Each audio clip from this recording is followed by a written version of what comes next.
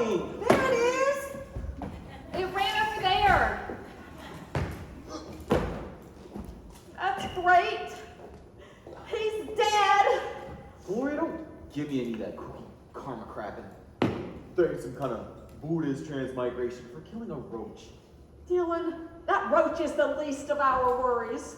Although I'm sure his murder brought your next life down to that of a dung beetle. What do you mean, Miss Gloria? He's dead. Horton Fortenberry is dead. What? He's dead, Delbert. I got the first order for flowers just now. My God, how'd he die? I have no idea. Hey, Joel here. Horton Fortenberry died last night. Yeah, do you know what of? Yeah, I think. It appears Mr. Fortenberry went to see Miss Gladys Elkins last night around midnight. Well, what was he over there so late for? She usually finishes up her last piano lesson around 6 o'clock because she almost always has time to come in for pie after work. Oh. Gladys Elkins is still getting booty calls? There's hope for me! Anyway, about a half an hour later, the rescue unit arrived. The rescue unit? Yeah, well, you remember how large Mr. Fortenberry was? And you remember how small Miss Gladys was? Is Miss Gladys dead too? Oh no. No, she's alive. Apparently the living take priority over the dead. So a rescue had to ensue for Miss Gladys first. Then they called the ambulance. Pete at the fire station said it was some kind of ugly. And love is supposed to be such a beautiful thing. It is. Oh, I mean, it can be, but you should always watch your portions and make sure you don't smother someone with your love to death. How can you people be so focused on how Horton Fortenberry died? You better be focused on what happens now that he's dead. Rochelle, who holds the lease on Scarlett's parlor? Horton Fortenberry. And Dylan, who holds the lease on Critter Rivers? Horton Fortenberry. Exactly. Horton Fortenberry. What you getting at, Delbert? Eddie, when was the last time you signed a new lease for the vape shop? Not since I moved in. And how long you been in this strip mall? Well, it's been about a year and a half now. Oh, no. Oh, yeah. We're all on month-to-month leases, which means the terms can change at any time. They could raise the rent on flower power. The vape shop could go up in smoke. Oh, rock this joint chiropractic. We'd have to make a major adjustment. They could terminate the lease to Critter Ritters. Speaking for Scarlett's parlor, frankly, I don't give a damn. Y'all remember I won the lottery last year. Yes, Rochelle, we know you work for fun. That's right. Well, I don't, and I've got to give Becky Littlejohn and Herman 5 minutes. Bless her heart, she just wasn't there the day God handed out good hair. Delbert, what about Dixie's diner? Will we be okay? I should have known better than to become a stripper. Well, I dropped out of school thinking I was cool. I spent all my money, then I lost my honey. What would I do? That was a question. Well, I always like food, like to cook in the news. But that had to change if people think it's strange. I open up a diner, and here it is. I'm a stripper. Got a new lease, I'm a stripper. I smell like grease. Come to Dixie's diner and we'll make you feel finer. Our waffles and grits won't give you the sugar. I'm a stripper. I was at Woodstock, the drugs made me shell-shocked. Back to Mississippi as a burned out hippie. What would I do? That is the question and I was living like a bum, but I had a green thumb, growing flowers for my hair, not a worry or care. I'd open up a florist, and here it is. Now I'm a stripper, got an annual lease, I'm a stripper. Spend some time with green peas, come to Flower Power if you really need to wow her, 'cause you slept with her sister or you got a little blister. I'm a stripper.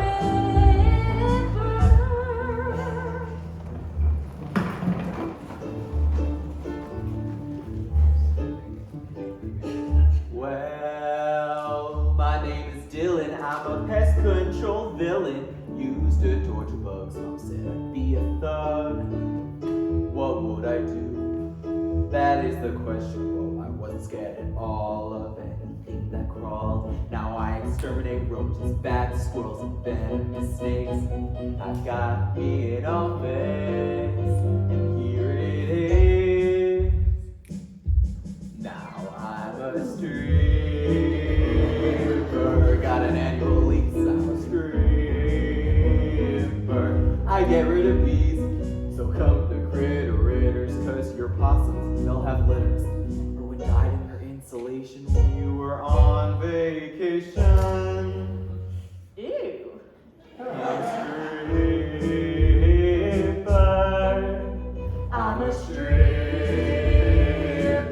Yes, I am. I'm a stripper. Don't give a damn.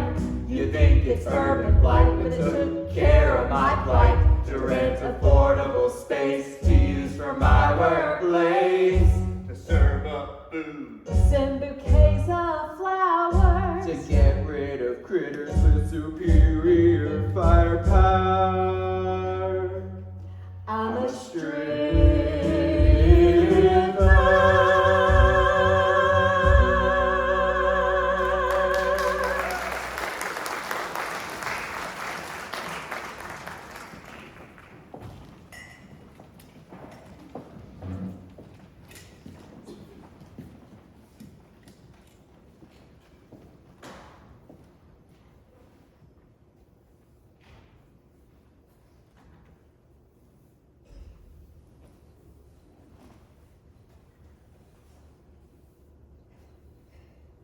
Charlie, are you almost done filling up those sugar shakers?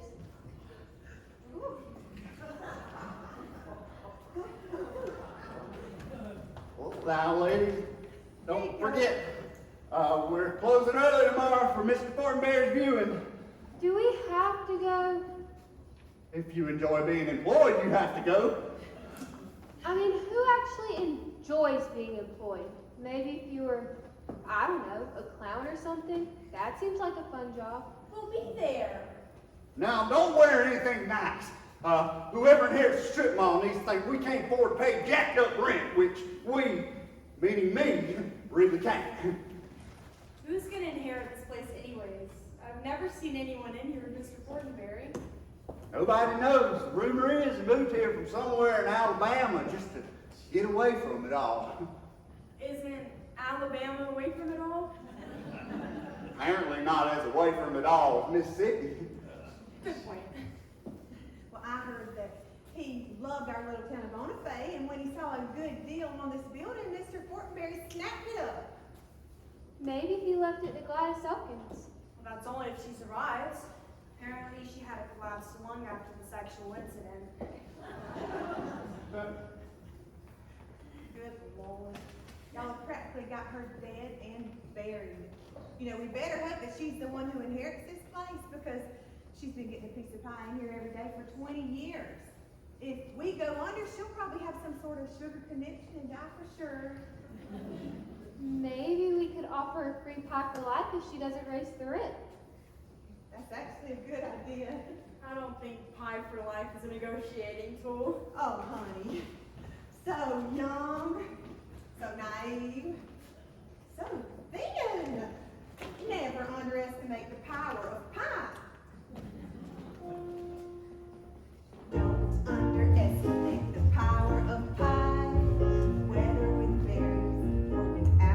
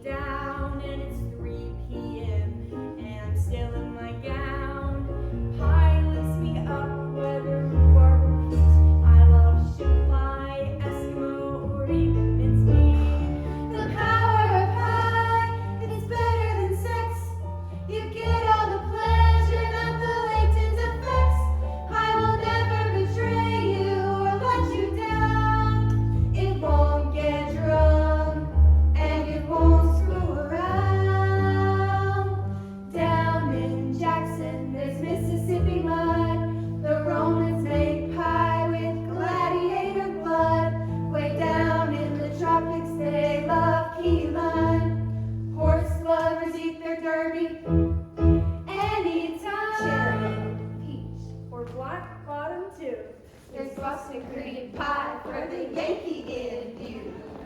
Lemon Icebox. or Chocolate dream. Don't forget the con for the rebel and me. The power of pie. It's better than sex. You get all the pleasure, not the latent effects. I will never betray you or let you down. It won't get drunk. It won't get drunk. It won't get drunk and it won't screw around.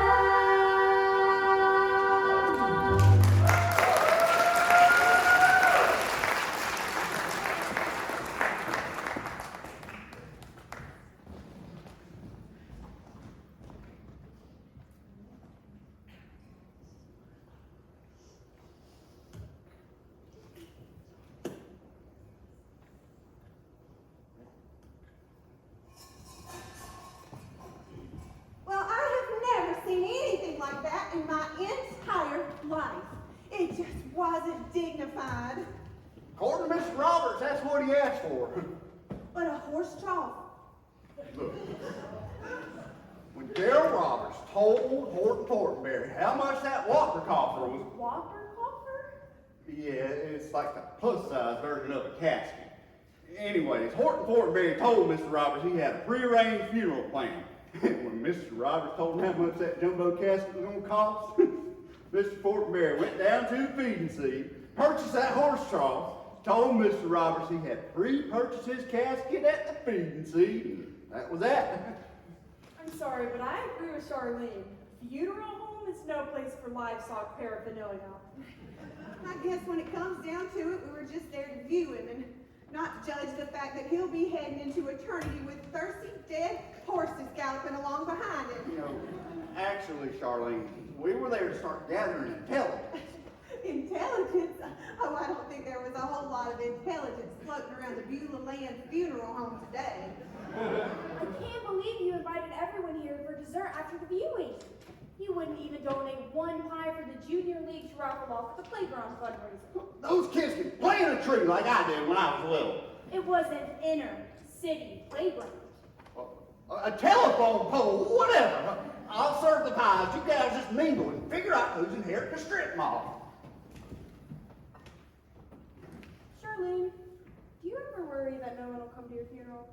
Oh, honey, I got enough to worry about while I'm living. I'm not the least bit worried about what happens to me after I'm dead and gone. It's just Mr. Fortenberry didn't seem to have much family. Well, you live a good life, like you're doing now. And that church won't be able to hold all the folks who will turn out to bid you goodbye. Besides, you got us. Who else do you need? Uh-oh. What is that?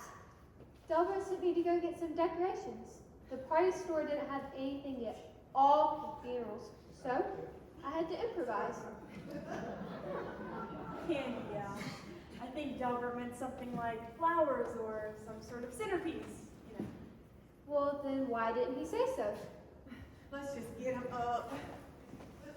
You know, that preacher kept on talking yesterday about how the celebration of life would happen in the graveside, and I say we celebrate right now in the diner, because a cemetery is no place for any kind of celebration, if you ask me. You know, I always felt that way too. But in high school, Molly Simmons used to tell me that Highland Hill Cemetery was she and Jared's favorite place to party. And then one day, she finally told me that she and Jared celebrated their love that weekend at Highland Hill. So technically, I know of at least 2 people that have had a celebration of sorts at a cemetery. And she seemed to be really tickled about it. I bet she wasn't as tickled as Jared was. I'm gonna stand by my last statement if that's all right with you. And Molly Simmons, of course. Fine by me, but I can't speak for Molly. Good point, Charlene. Tonight's the real celebration of Mr. Fortenberry's life. Not tomorrow in some old graveyard. Happy Death Day, Mr. Fortenberry. I know it's almost closing time, but I desperately need coffee like a hoarder needs another storage shed. What was that, Rachel Ruth? I'm sorry, Anna Grace. I just got back from a God Helps Those Who Help Themselves Christian-based therapy weekend. Miss Rachel Ruth, were you there for therapy to stop cussing? No, Candy. I supplied all the text and brochures for the conference. I had a few Bibles left over and I'm returning them to the store. Oh, I'm sorry. You're just always asking God to forgive you every time you let out a little cuss word, so I just thought you were getting some therapy for that. You know, Candy, no Christian is perfect. Not even one who's dedicated her life to running a Christian bookstore. Yes, I'm a Christian, and I cuss a little. A little. Very funny. Hey, what's going on here? Bad news, Rachel Ruth. Portberry passed away while you were off on your sabbatical trying to stop cussing weekend or whatever it was. The therapist ordered all the materials for their faith-based Breaking the Addictions in Your Life seminar from my Christian bookstore, Delbert. How many times I have to say it, damn it! Okay, anyway, we're all on month-to-month leases here, which means whoever gets the strip mall can raise the rent through the roof. Oh, shit. Here's the change of plans. Mr. Fortenberry just requested that everybody who showed up to the viewing go to the booze hound for some shots of whiskey. In his honor, prepaid. Everybody's heading over there. Come on, let's go! Come on! Come on, let's come on. I'll be there in a minute to make a showing, but then I gotta go home and study. Oh, all right, hurry. Hey, bring a couple of them pies. Why? Whoever's here at the strip mall could be there, and we could butter them up. I don't think a few pies can be used as a negotiating tool. What is wrong with you people? Anna Grace, never underestimate the power of pie.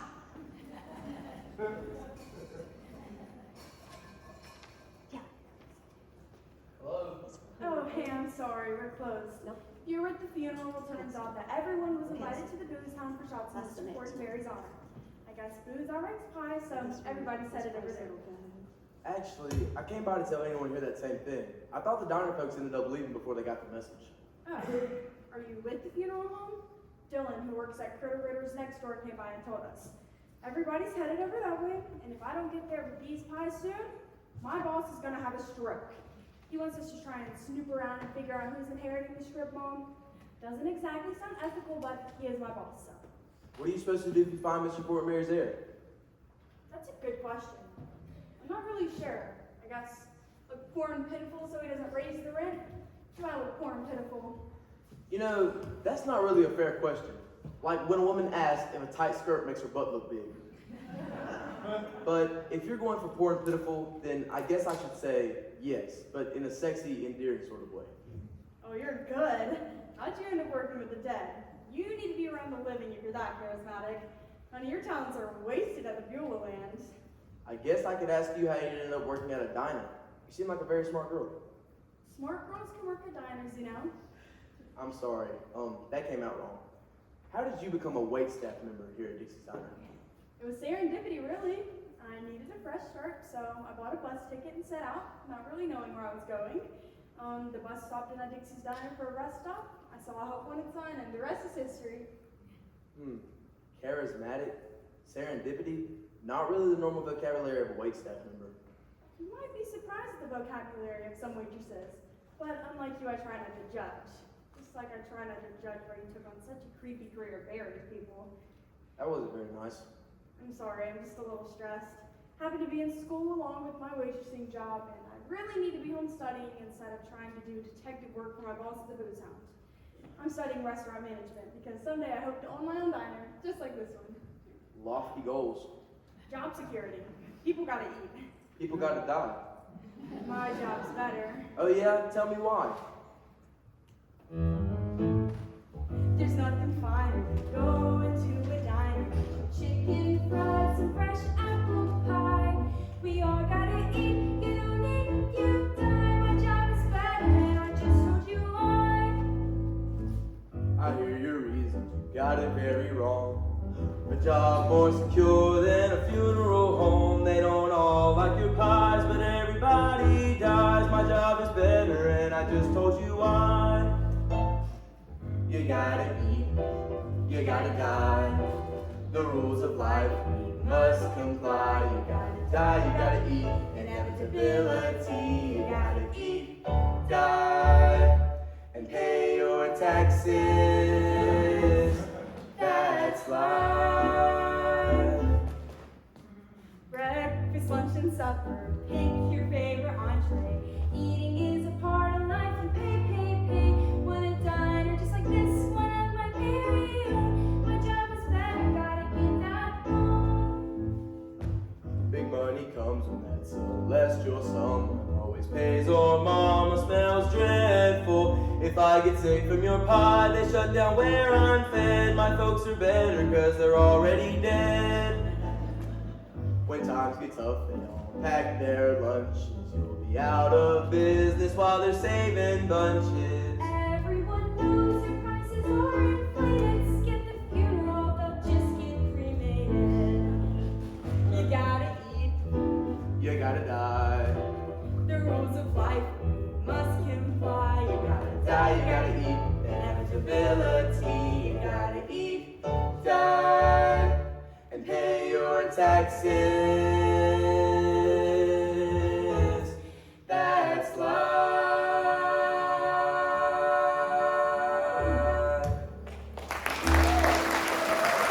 I gotta go. I'm in the fire.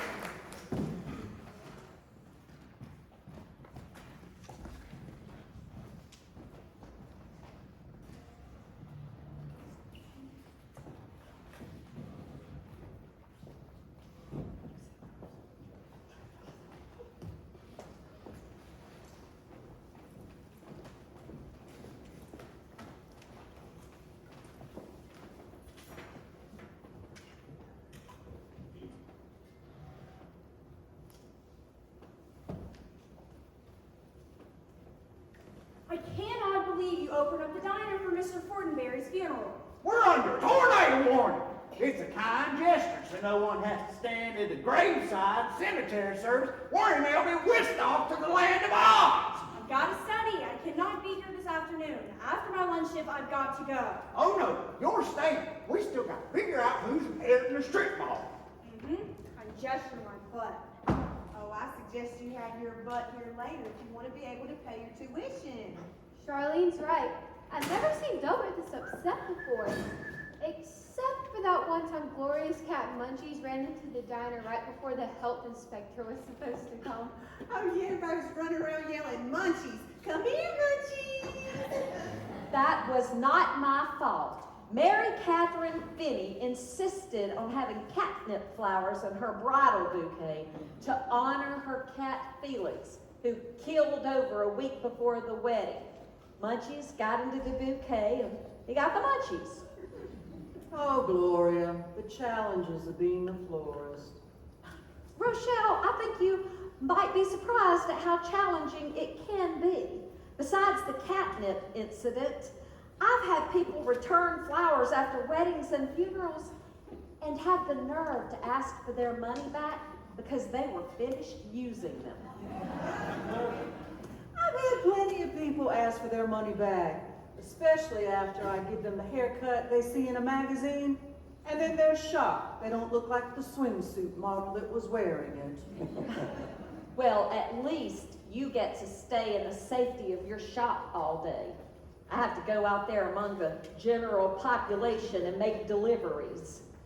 Meaning you ride around, listen to the radio, and charge exorbitant delivery fees.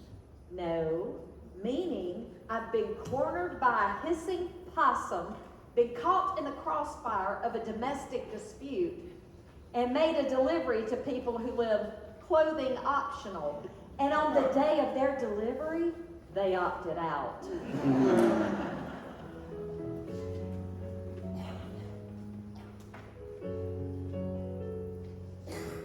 Everyone thinks my job is glamorous.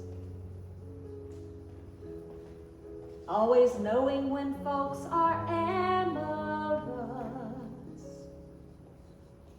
Bringing flowers to secret lovers, gifts for what goes undercover, people sneak around, it makes me feel depressed. But where they do it, I've been real impressed. Climate-controlled units of self-storage. Guess motel tabs were highly discouraged. But flower power gets me through. I make bouquets, it's what I do. Tried light massage and a bikini, jogging, yoga, strong martinis. Flower power gets me through. It lifts me up when I've got the blues. What they see is not so thrilling, part of the job but not fulfilling.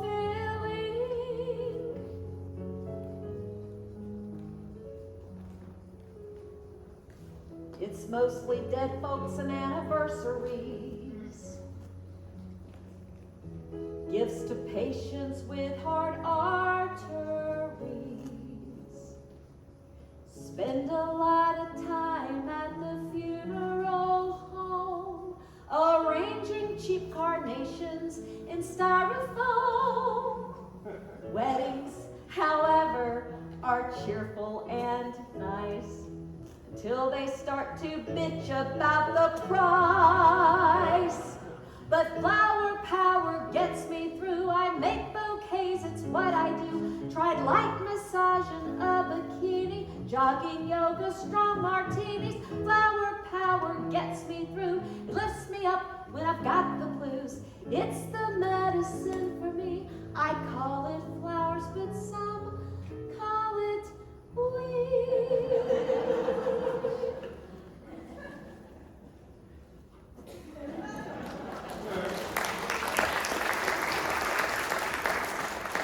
Listen, did anyone see any strangers last night at the booze house? You can't tell me none of Horton's family didn't show up for the viewing. There was a young, handsome guy I didn't recognize, and I feel like I know all the guys in town. Yeah, in the biblical way. I met that guy. He works for the funeral home. Who wakes up one day and says, I want to work with dead people? Probably someone who worked the day before with the living. I can see the attraction. Their customers don't complain, they don't whistle at them, and they don't stiff them. Oh, they're stiff, all right. You people just focus for a minute. Does anyone remember Horton Fortenberry ever talking about having any family? Charlie, you waited on him all the time. Surely he must have said something about kids or having nieces or nephews. Well, not that I recall. He pretty much just sat and read his paper and motioned when he wanted more coffee. Now, sometimes I'd tell him that the toilet in the ladies' room was acting up, and he'd tell me that he'd send Lenny Jenkins over later to adjust the flapper. But that was about the extent of our conversations. That's it. Nothing personal. Ever? One time, he did tell me that he had a planter's wart that was giving him serious grief. I told him if he would just set a pencil on fire and stab it, that it would kill the seeds. And next time he came in, he gave me a $10 tip, and he told me I was a genius. That was personal. It's not every day you tell somebody that you've got a wart. Does anyone remember Horton Fortenberry ever mentioning having any family? No, not when he saw me. Glory, surely someone must have ordered flowers for the funeral today. First of all, I'm on my lunch break, and I don't like to talk shop while I'm eating. But no, nobody put in an order for flowers that I didn't recognize. And by the way, I was supposed to deliver all the flowers to the graveside, and now I've got to lug them here and then lug them off to the cemetery, thanks to you. Maybe Mr. Fortenberry didn't have any family, and he's really going to leave everything to Gladys Elkins. That's a good theory.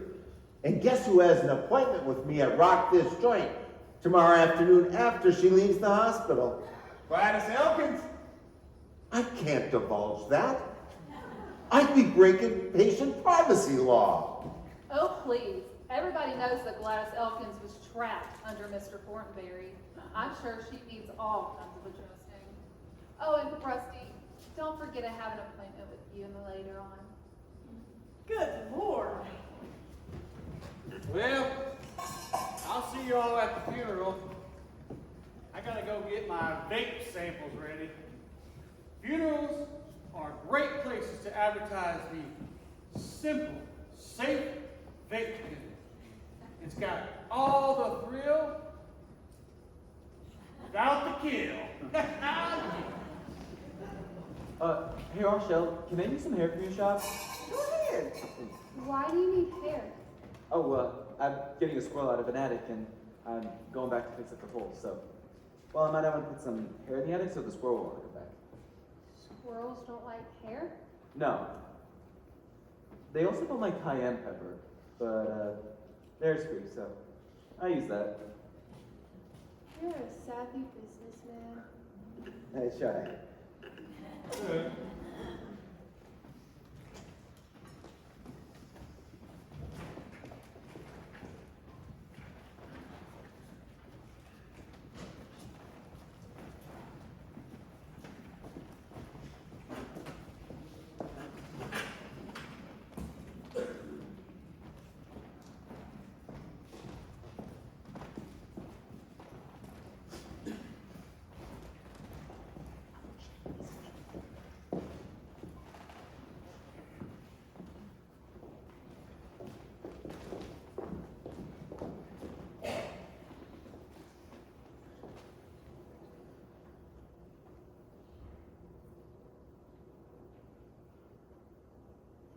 Rock of ages, left for me.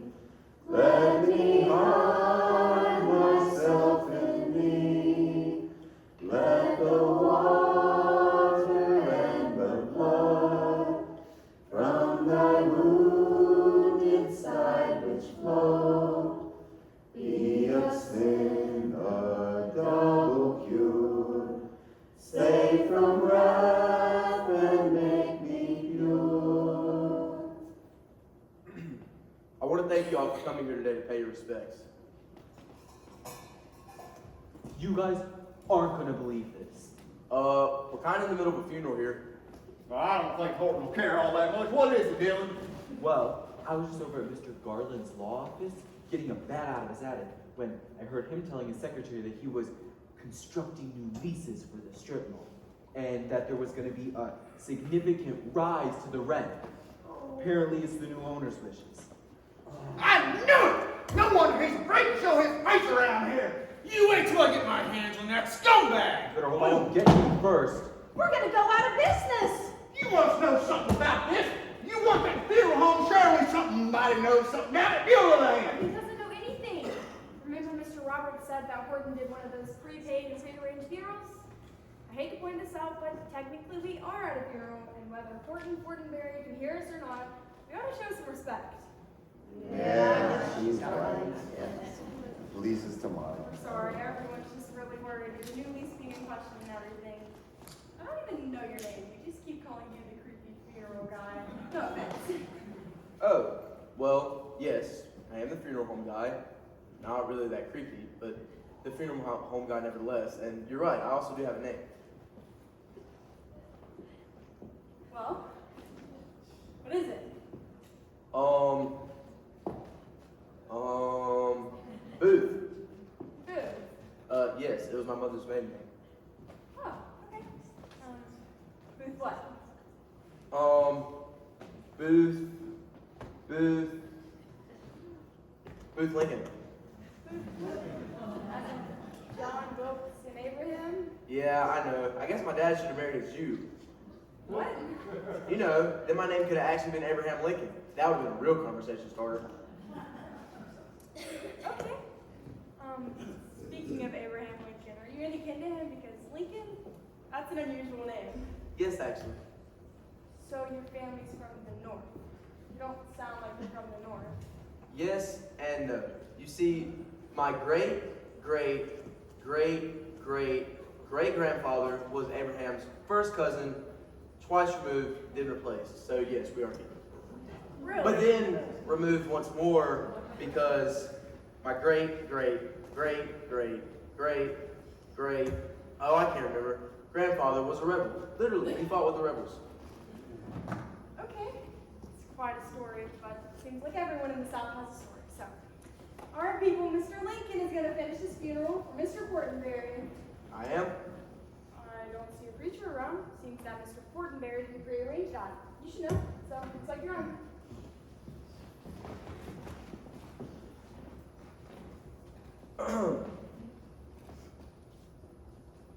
I'm sure that Mr. Fortenberry lived a good life. I mean, after realizing that maybe working 18 hours a day wasn't such a good idea, but of course, that realization seemed to come up a little too late, given that it would appear, due to none of his family showing up today, that he clearly neglected them, and eventually they all ceased communication. Apparently, since the funeral home employees tried to reach out to them, but were told that Mr. Fortenberry could enter eternity without any of them showing up. Much like Mr. Fortenberry didn't show up for T-ball games or for school plays. Thank you for coming. Okay, that was interesting. I guess now we know why none of his family showed up today. But can I say something? Of course, by all means. Sometimes people make mistakes, but then they redeem themselves. None of us here in Bonifay knew Mr. Fortenberry as a younger man, but I can say that he was always kind to me. He never didn't give when asked, whether it was for the Fireside Girls fundraisers, giving money for a new volunteer fire truck, or paying my tuition that first semester because he believed in me when I didn't believe in myself. Mr. Fortenberry was a fine man. Not sure why none of his family showed up today, but I wish I could tell them that the Fortenberry I knew is a great man. And as far as I'm concerned, he'll be missed. May he rest in peace. Amen. Amazing grace, how sweet the sound that saved a wretch like me. I once was lost, but now I'm found. Was blind, but now I see. When we've been there 10,000 years, bright shining as the sun, we know less days to sing God's praise than when we first begun.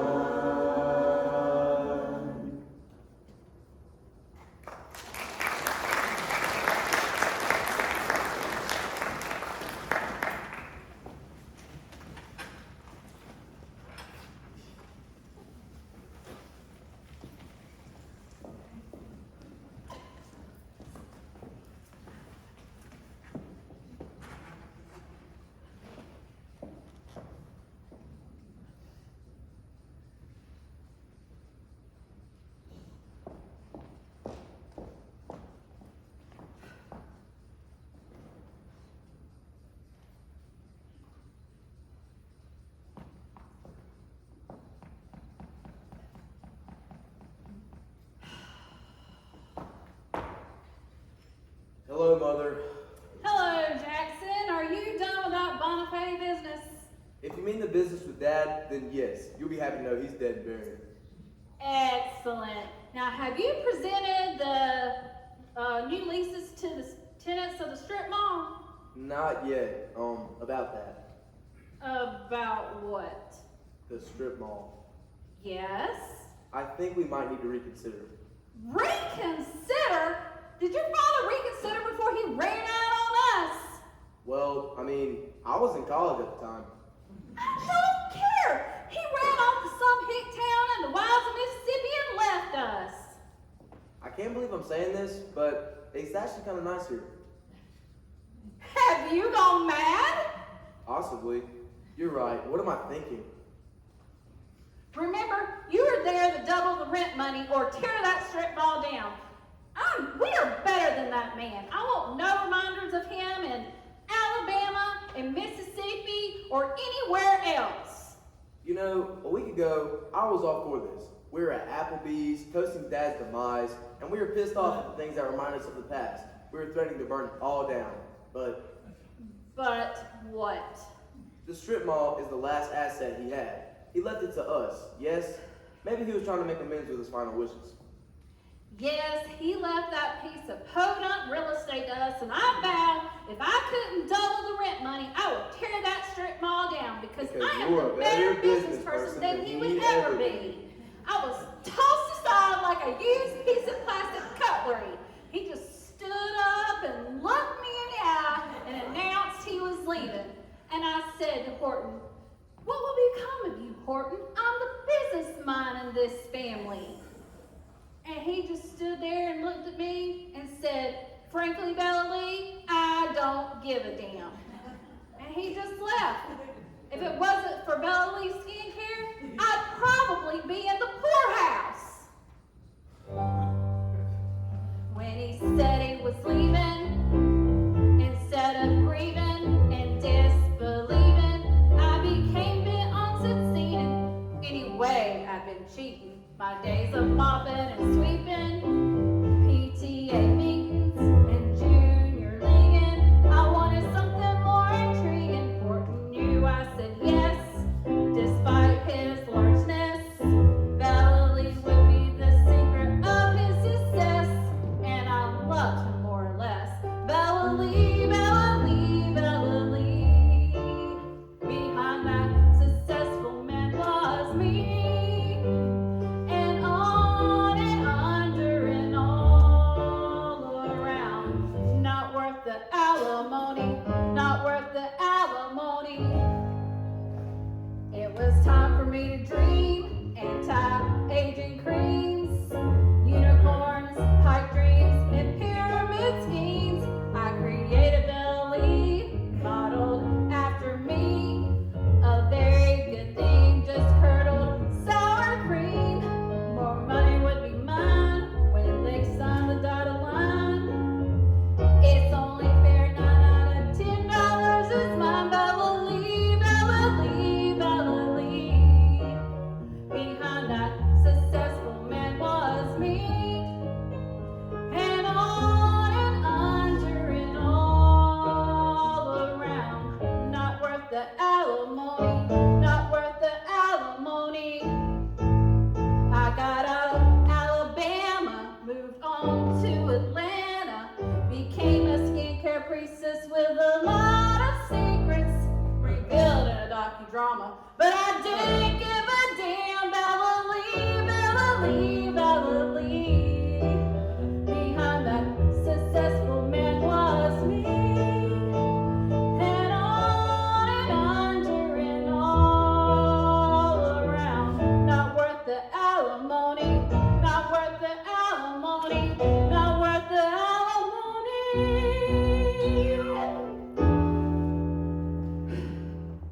Get double the rent money or tear that strip mall down. No reminders.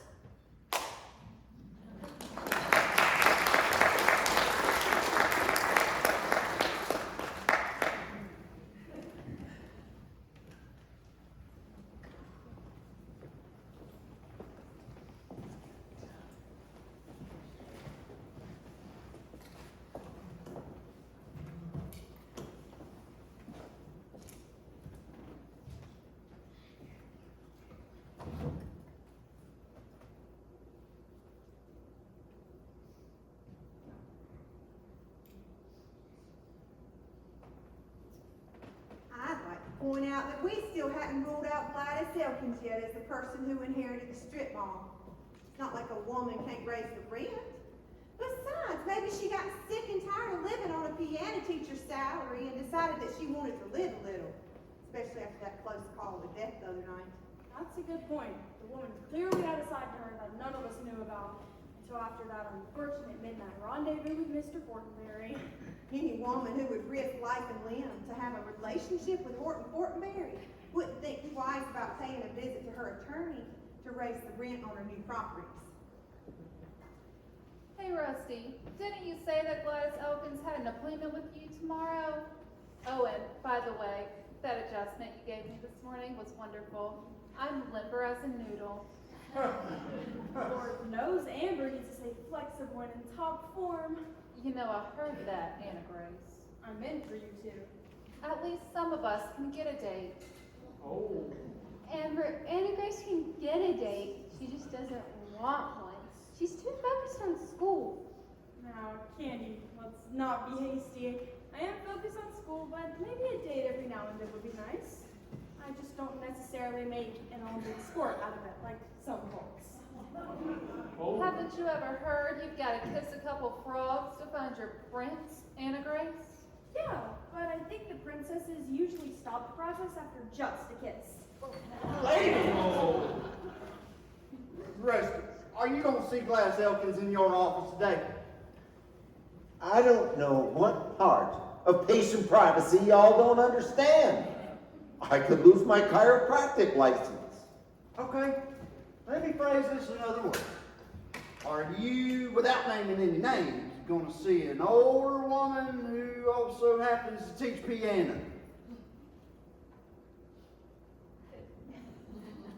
You know, I think technically that violates the HIPAA law since, by deduction, we all know who the old piano teacher is in town. I haven't said a word. Rusty, do you think you can get any information out of her? I got this. All right. Ah, Miss Elkins, I'm so glad you have arrived. We were all relieved to hear that you actually survived your unfortunate event with a rather large jet. Ah, Miss Elkins didn't know you were so close to Mr. Fortenberry. God rest his soul.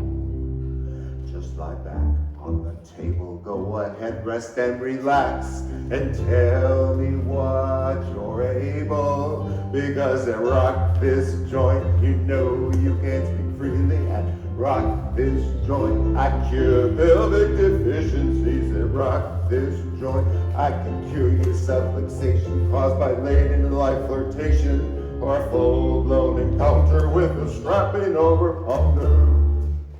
Ah, Gladys, you knew Horton very well. Sometimes I'd invite him over just to sit us down. We'd sit back and talk shop in this little whistle stop. Ah, Gladys, you knew Horton very well. Now you knew him in the biblical sense, but do tell. Did he ever talk religion, about politics, his strip mall? Maybe just a smidgen, because at rock this joint, you know you can't speak freely. At rock this joint, I cure pelvic deficiencies. At rock this joint, I can cure your self-fixation caused by late-in-life flirtation or a full-blown encounter with a strapping over under. I'm a master of biokinetics, but some things can't be cured. It's just your genetics. But if you've been injured by your elderly lust, I can fix you right up with my dynamic thrust. Because at rock this joint, you know you can't speak freely. Rock this joint, I cure pelvic deficiencies. At rock this joint, I can cure your self-fixation caused by late-in-life flirtation or a full-blown counter, the strapping over pounder. And rock this joint, you know you can't speak freely.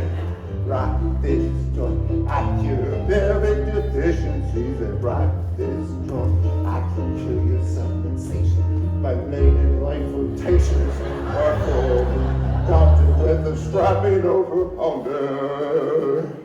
Rock this joint.